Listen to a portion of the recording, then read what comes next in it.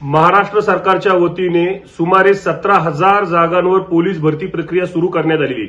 या भरती प्रक्रियेमध्ये अनुसूचित जाती जमाती प्रवर्गातील विद्यार्थ्यांवर अन्याय होऊ नये अशी मागणी आज लेखी निवेदनाद्वारे आम्ही राज्याचे मुख्यमंत्री उपमुख्यमंत्री व पोलीस महासंचालक यांच्याकडे केलेली आहे।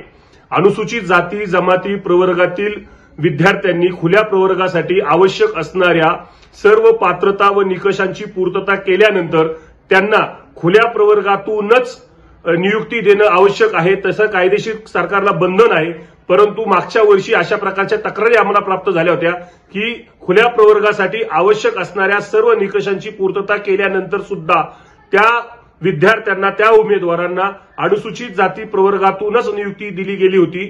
त्यामुळे यावर्षी अशी कोणतीही परिस्थिती होऊ नये याबाबतचं निवेदन आम्ही रिपब्लिकन युवा मोर्चाच्या वतीनं राज्य सरकारला पाठवलेले।